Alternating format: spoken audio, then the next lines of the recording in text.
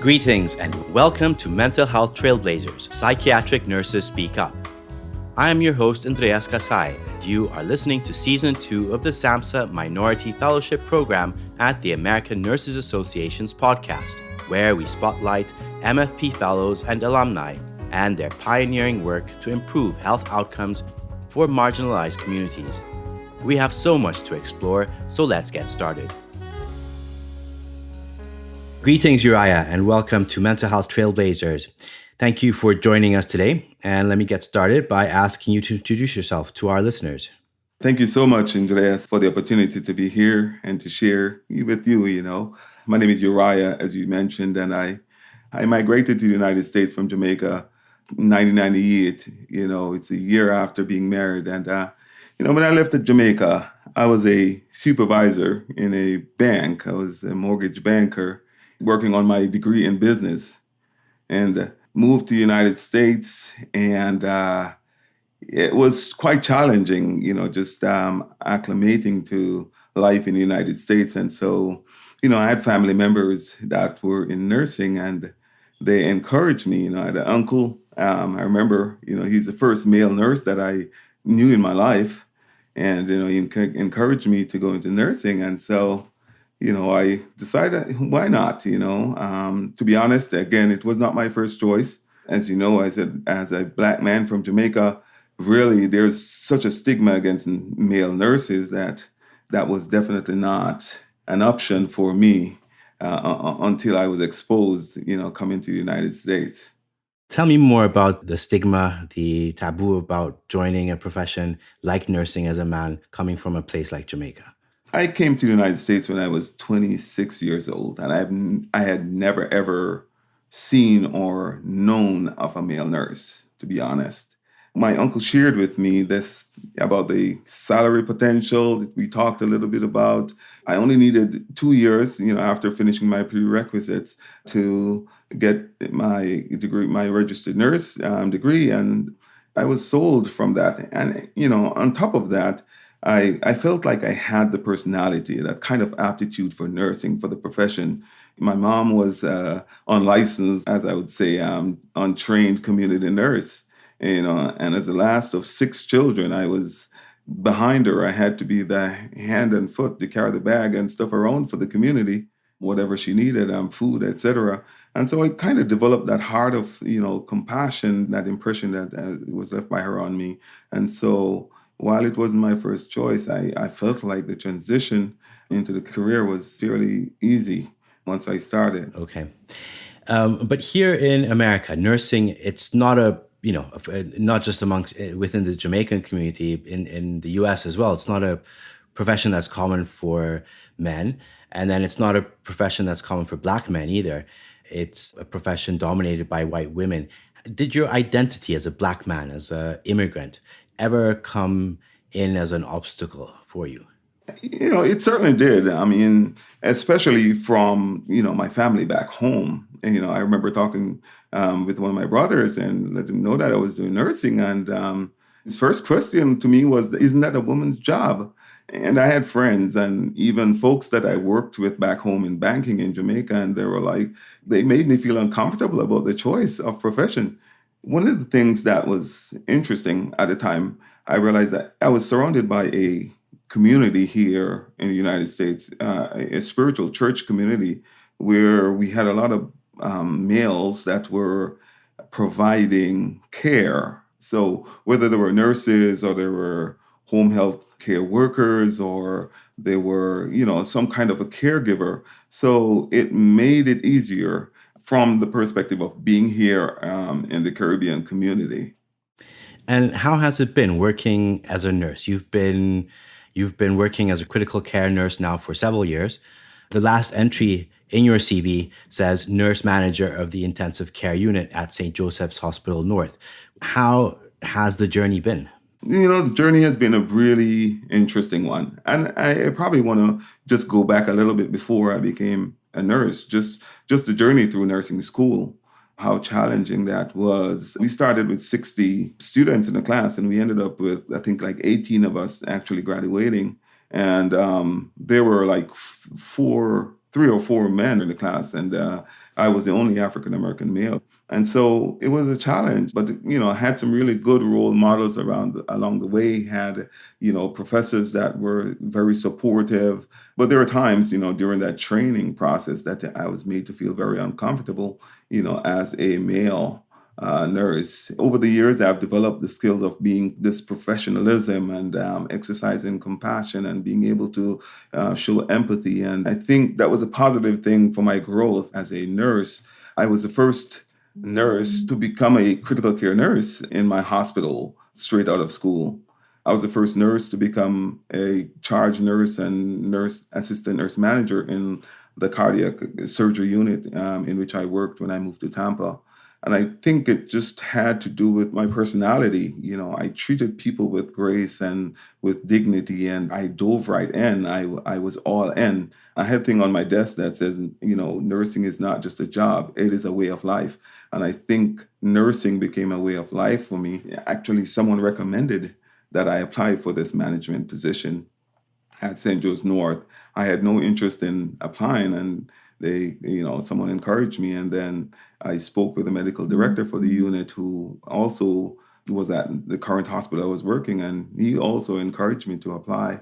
And so I applied at the hospital.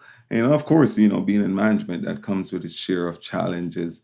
In fact, there were like 2 Black males in the entire hospital system. And it's the hospital system that employs over 28,000 employees. And so that came with its share of challenges. But again, I felt like it's been a great experience. I see nursing as one way that I can not only provide physical help to people, but it's almost spiritual to me in nature, where you see people out there worse, and yet you can either help them to be better or help them to die with dignity. I value people and I treat people with grace and with kindness. And I think that is the heart of nursing, where we are caring about one another. Years ago, I read a book. My wife introduced me to this book, One Word That Will Change Your Life. The premise of the book is that you can create simplicity in your world by developing a discipline by using one word that will help all your interactions and affect all your intentions. My word, after much thought, was inspire. I always think about all my interactions. Am I inspiring in my conversation, in my reaction, in my engagement, in my interaction with this person? What mark do I leave? And I take that to nursing. So each of my interaction with a patient family, is governed by that same principle. So that principle must have been severely tested these past 3 years. We're just now hopefully emerging from this global pandemic. You were working as a critical care nurse at the ICU during this time.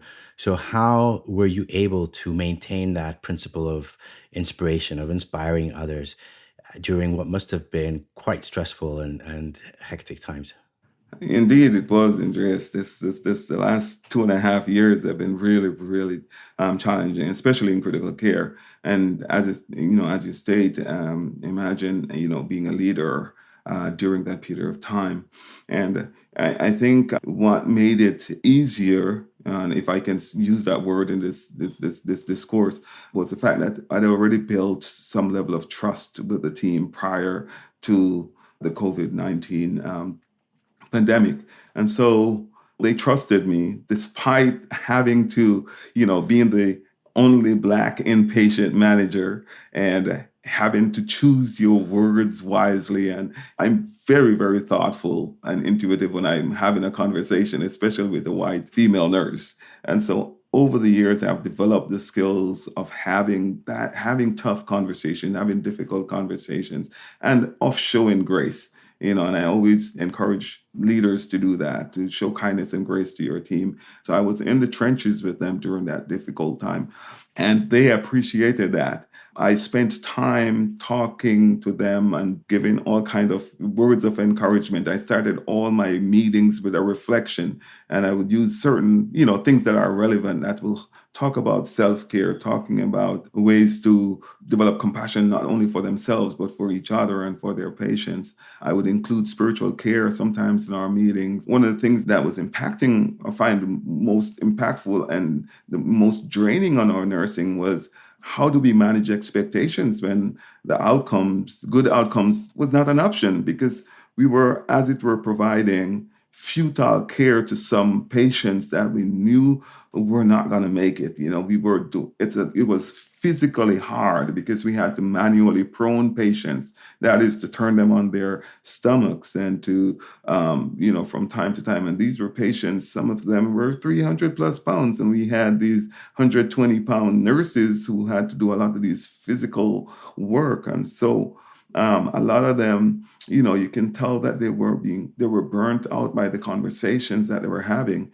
As critical care nurses, our goal is to fix, get patients better, or help them die with dignity. And we were caught in the crossroads where we could not get them better. And because in the second wave, so many were younger people, it was harder for families to make decisions to say, okay, let's make them comfortable and let them pass.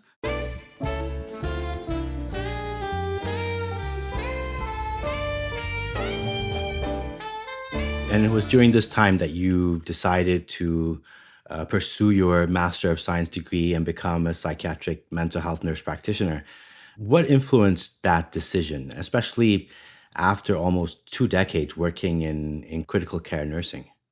I know critical care and I'm comfortable in critical care, but I've always been intrigued by psychiatric nursing. It actually started all the way back in nursing school, if you can believe it. I remember in my psych rotation, there were children there, and that's the first time I thought, I'm like, children have psychiatric problems? I remember a 6-year-old that was there that I interviewed from nursing school, when I was in nursing school, and he had attempted suicide because of trauma that he had experienced.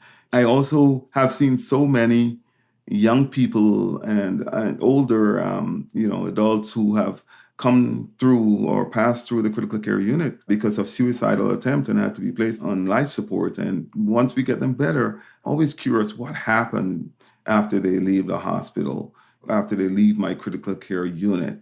Where do they go from there? How do they manage? Do they, attempt suicide again? And the studies have shown that the number one reason behind suicide is somebody who has had a previous suicide attempt.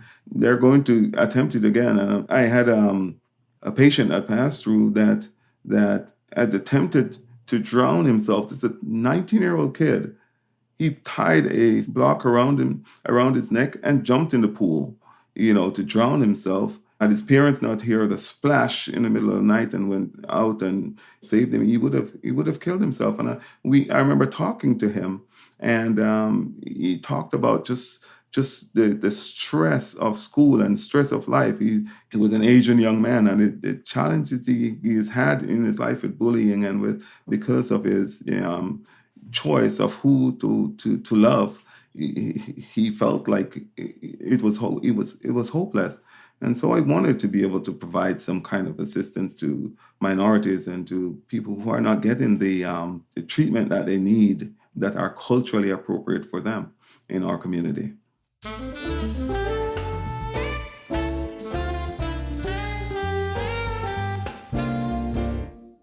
I want to circle back now before we take a break to your personal family life. We've just been talking about the impact of COVID on mental health and the added stress of the past 2.5 years. And this was also the time when you decided to go back to school. How have you been able to balance that, to balance school with a really hectic, stressful work schedule and your family? I'll be honest, it has been challenging. And as I said before, having a supportive family makes all the difference. I have 2 boys. I have a 15-year-old and an 18-year-old now. And They don't get to spend as much time as they deserve or they'd like to with dad. And I'm sure my wife will say the same thing.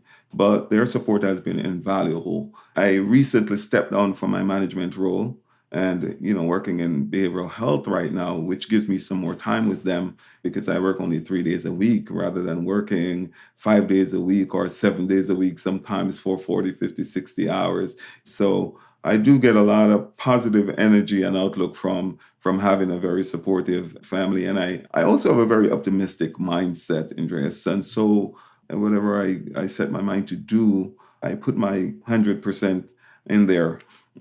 Interestingly, it was my wife that actually encouraged me to go back to school in the middle of a pandemic.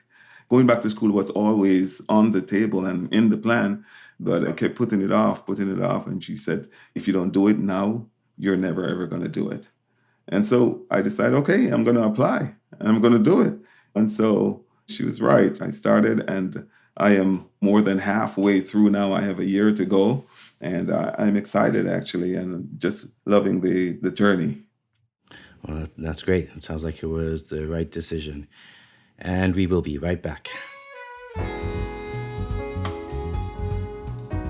You are listening to Mental Health Trailblazers, Psychiatric Nurses Speak Up, brought to you by the SAMHSA Minority Fellowship Program at the American Nurses Association. The stigma about mental health or substance abuse issues is particularly prevalent in underrepresented racial and ethnic groups. One way to overcome that stigma is to recruit more nurses from all underrepresented communities into these fields, so that they can focus on eliminating stigma about mental illness and substance use through their leadership in research, practice, education, and policy development. Receiving treatment from someone with a similar background builds trust that can lead to better outcomes. The SAMHSA Minority Fellowship Program at the American Nurses Association is actively engaged in identifying and supporting nursing students seeking graduate degrees in psychiatric mental health nursing.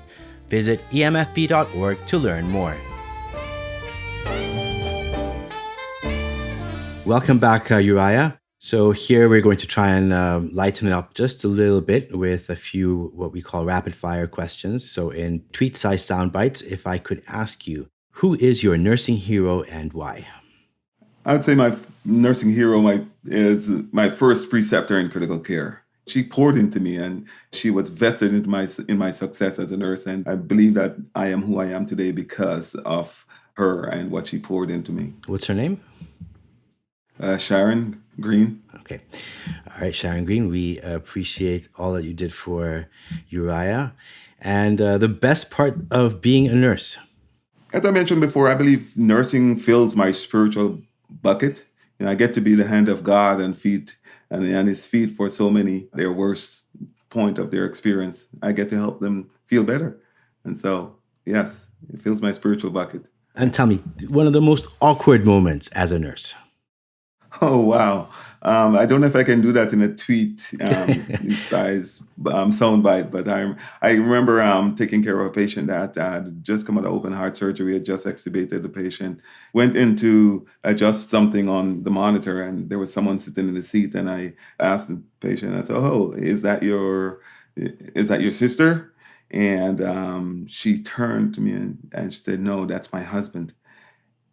And I was looking at the monitor and I was frozen, and I didn't know what to do. I just said, oh, I'm so sorry. I was not paying attention.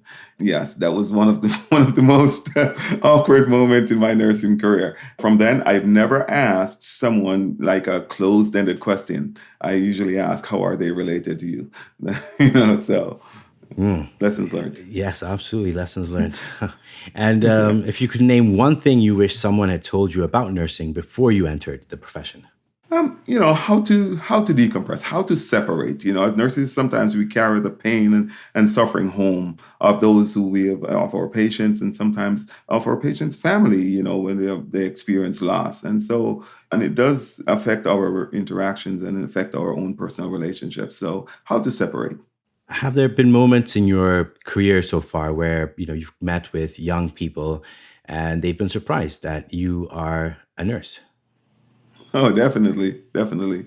I speak to young people all the time. As I say, I have a youth, I meet with youth groups through my church. I used to do it weekly, and sometimes I do it twice a month now. And yeah, they're surprised because I guess the persona, of male nurse, it just doesn't fit. I don't fit the persona. I don't know.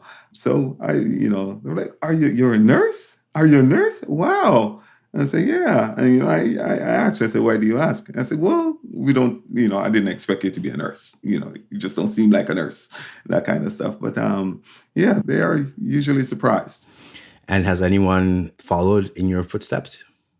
Yeah, definitely. I've had a few folks that I've connected with who have called me because they're interested in doing nursing as males, and I've had conversations with them about the career and where the career can take them and the opportunities that are available in the career. And a final question in this round.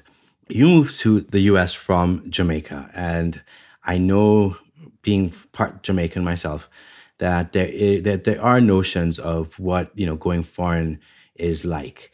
What advice do you wish somebody had told you before moving about what to expect here in America?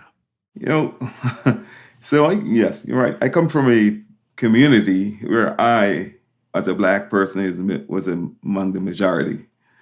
And so issues of racism and issues of structural and racism and that kind of stuff never had an impact on my life. And I was surprised at the divisions that I saw or experienced, or just those underlying racist comments or behaviors that I've experienced even in my career as a nurse. So understanding that there were there are these divisions would help me to be a little bit more, just give me some more awareness coming in this society, because I had never seen it before. So it was all new to me. And tell me, how did you navigate that? It's interesting that you should ask a question. I remember when I came to the United States, I was one of those who had those thoughts in the back of my head. I came here, I work hard, I'm making a better life for myself. And I was saying, what is it about even, Black Americans, why it's that I knew anyway, that seemed to be holding them back from, reaching their highest potential. And one day I read an article that talked about the African American experience. And when I read that article, I realized I had not ever experienced that. I never had that experience. As I said before, we're majority Black in back home, and so we were the majority. And so I had never had their experience, and it's changed my outlook and how I interact with African Americans. It gave me a new level of respect, because one of the things that's important is that while I am already on the surface of the earth and growing, they, had to dig themselves out of the ground in order to get to the surface before start their growth process. And they have been impacted by years and decades upon decades and decades of Jim Crow and all the other issues associated with being Black. And so, I felt those challenges.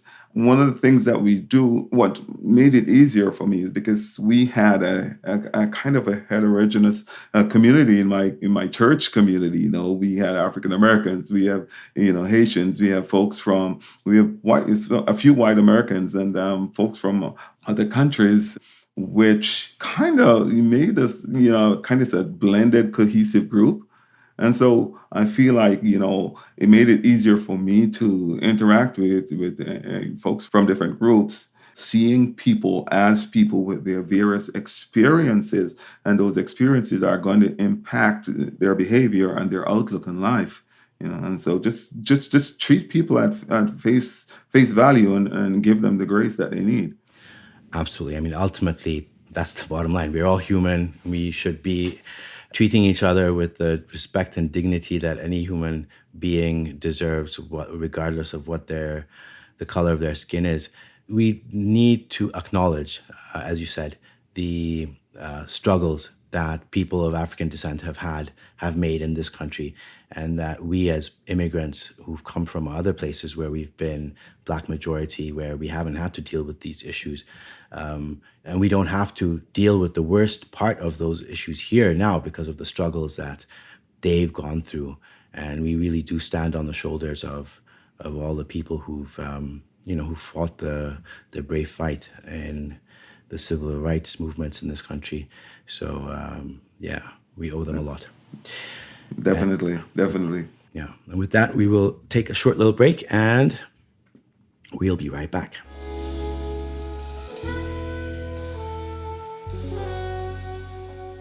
You are listening to Season 2 of Mental Health Trailblazers, Psychiatric Nurses Speak Up, showcasing the inspiring journeys of emerging nurse scientists addressing the unmet substance use, psychiatric, and mental health challenges facing marginalized communities in America today. The SAMHSA Minority Fellowship Program at the American Nurses Association is a federally funded program granting fellowship awards to nurses of all underrepresented racial and ethnic groups who are pursuing either a master's or a doctoral degree in psychiatric mental health nursing.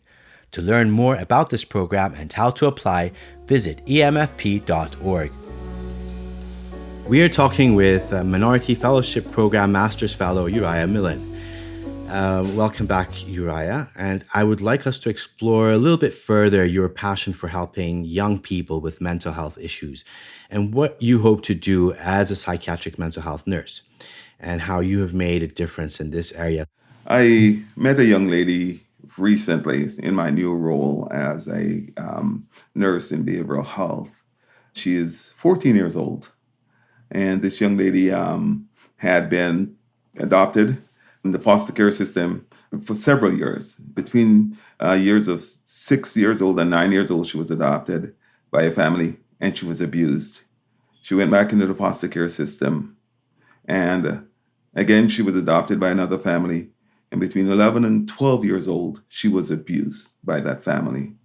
And she ended up back in the foster care system. She came into the hospital in a full-blown psychosis. In fact, the officers had to handcuff this 14-year-old young lady to get her Baker-acted and brought to our facility. And as I look at her experience and having, thought about that young man, yes, that was in my unit, it's been my passion to figure out ways to do follow-up care and to get these folks and some kind of a positive connection. How do we connect them?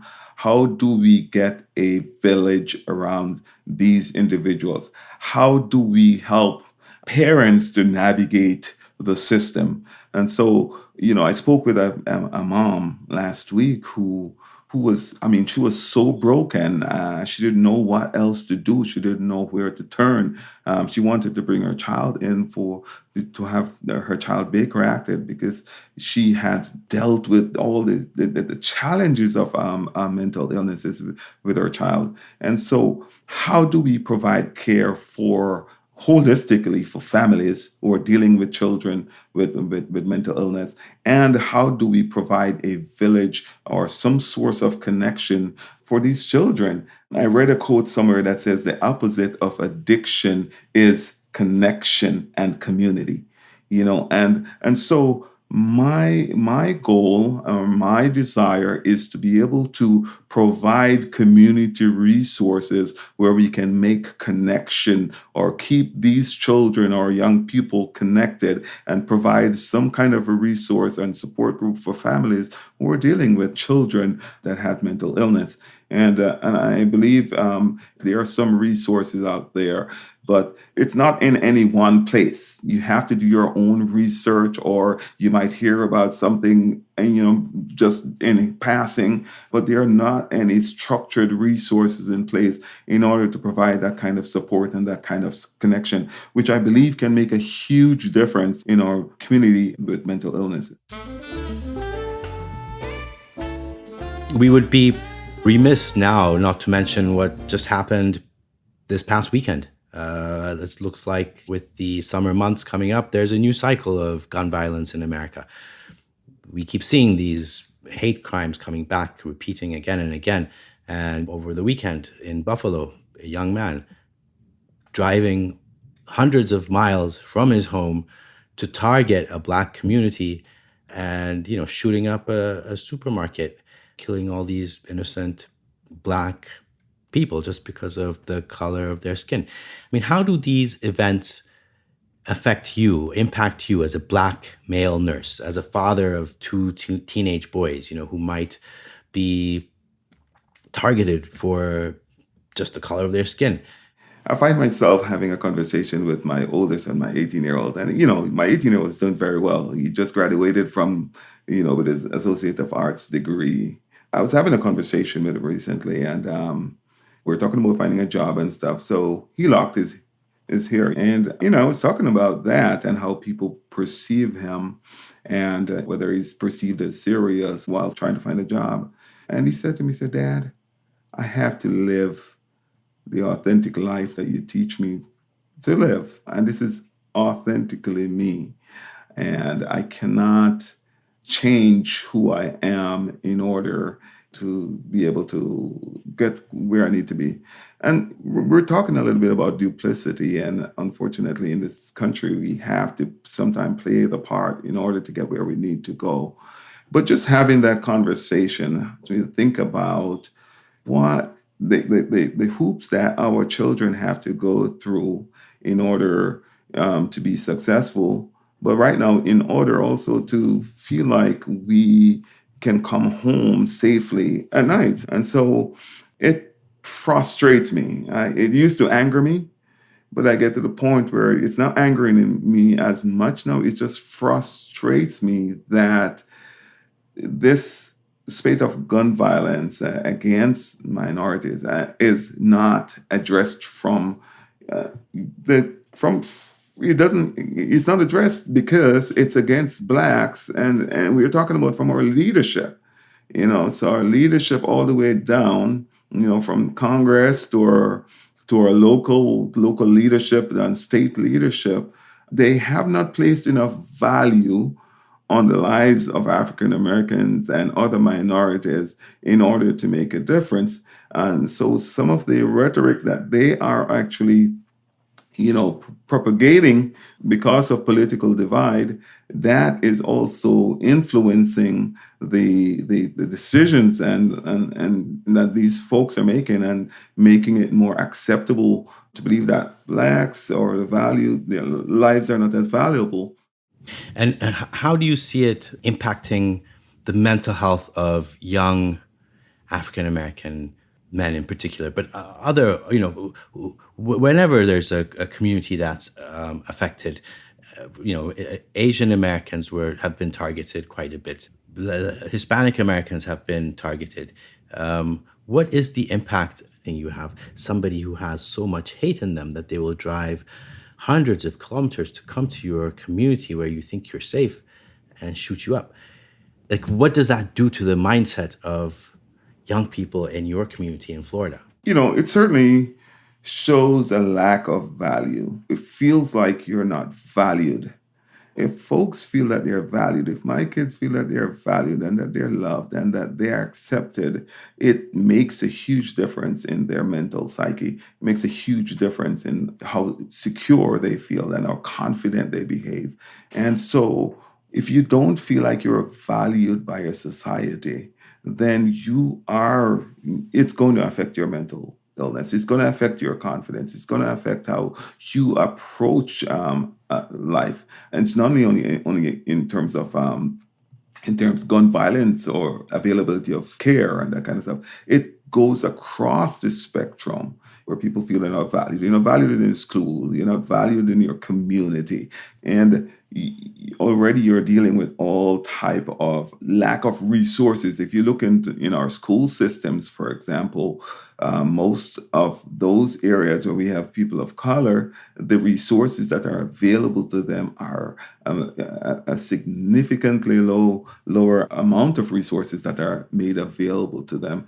And so to your point about gun violence and stuff, if you can't feel safe in your community, And you hear that there are those who are on the right who are stockpiling guns, and you hear about white supremacists who have these online hate groups, and they are planning all these things. If you cannot feel safe in a community, of course, you're either gonna find some ways to say, okay, then I'm going to have to take up arm myself, or you're going to just be afraid. I mean, during the time of the whole George Floyd thing and all that, my 15-year-old was 13 then, and with what was going on in the country and the division and the Black Lives Matter movement, how the media was portraying a lot of what was happening. He was at one point just frustrated and afraid to go to school. My then 16, 17, going 17-year-old, he got rid of a number of his friends because of the things that they were saying and that they were portraying on social media. And so it's not just the gun violence, but just a generalized apathy to the plight of African Americans and other minority groups, because of how things are being portrayed in the media and over Facebook and other social platforms. Yeah. And I mean, the media is, of course, just amplifying what's happening out there in society. And it's scary. But how do you then, as a professional who is now looking at these, at the psychiatric mental health impact of all of this, what do you think is the role of psychiatric mental health nurses in navigating all of this mess that we see ourselves in? I think it's important that we do or put in everything we can to reach as many people as we can reach in our community and be intentional about how we do that. I remember the story of the bunch of starfish that was washed up on the beach, and there was thousands on the beach, and there was this gentleman that was walking with a young man, and he would pick every now and then he picks up one and threw back in the water and threw it back in the water, and the young man said, "What are you doing? That doesn't make a difference. I mean, look, there are thousands out there." And he picked one of those starfish up and he threw it back in the water and said, "Made a difference to this one." And so it starts with having a conversation, and one person at a time, and where you can gather that group together, where our community leaders can pull people together, have these conversations about how do we fix us, how do we improve us, how do we get beyond the current rhetorics and the current challenges that's going on in our society. How do we better ourselves? How do we educate ourselves outside of out of the current structures and challenges that we are experiencing? I always believe that the way to get out of this is by educating ourselves. There are so many things that we can do, and some of these things sounds like just wishful thinking, but they are doable. And it's just that we need to get the right persons at the table and get the resources in order to make a difference or make a dent in the current trends.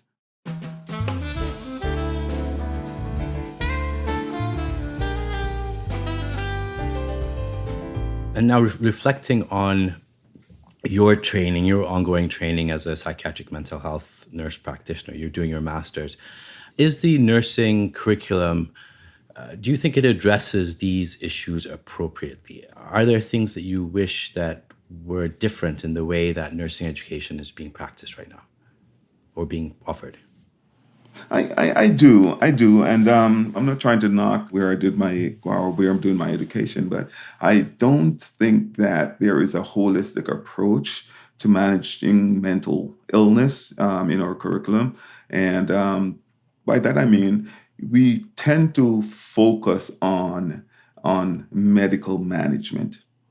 Right, and so we focus on psychopharmacology and how to fix the improve the serotonin in the brain, and yet there are so many other things that we need to do. In fact, I was listening to a podcast that talked about opioid addiction, and it was talking about one of the things that came out of that was that we have the endogenous opioid that's produced in our brain. We are trying to replace that with medicine, right? When Opioids is produced in the brain by connection, by love, by people valuing you.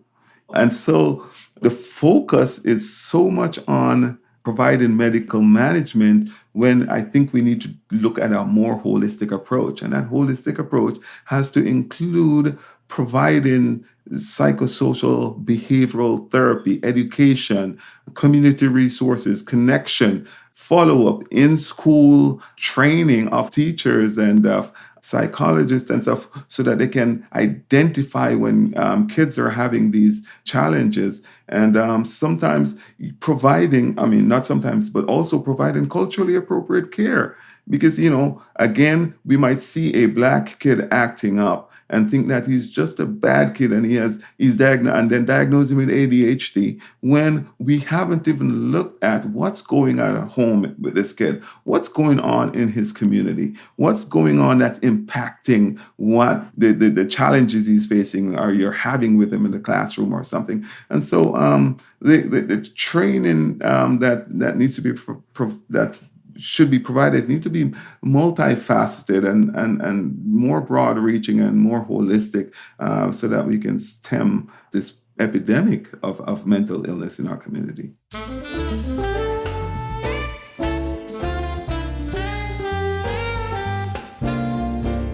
Turning now to the Minority Fellowship Program and your experience with it.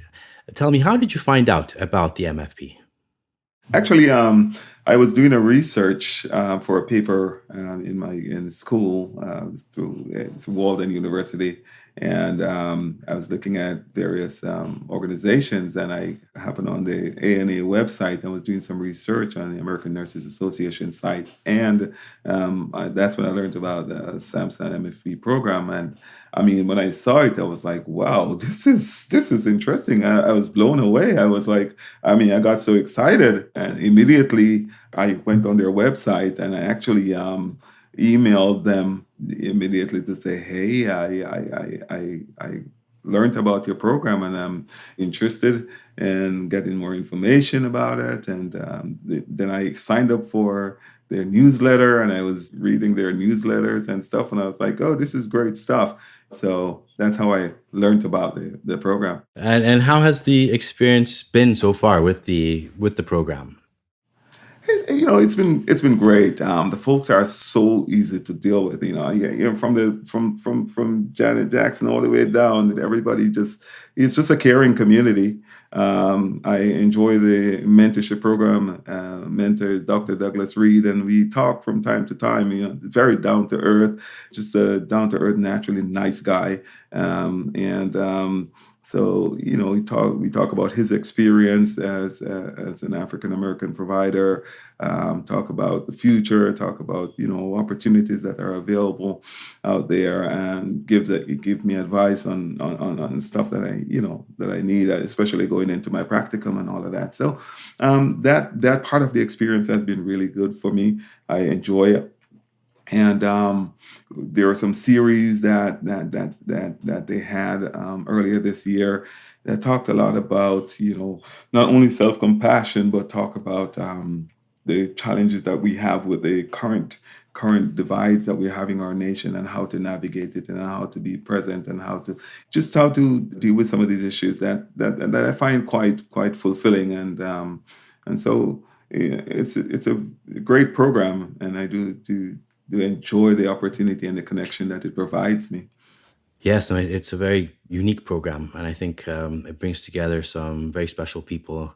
Oh yeah, in fact, that's a part of it that's really so positive to me, that we have such a large group of professionals and educated people who can bounce things off each other or just connect on ways to improve our communities. I am really looking forward to the intense training that's coming up this summer in Washington, D.C.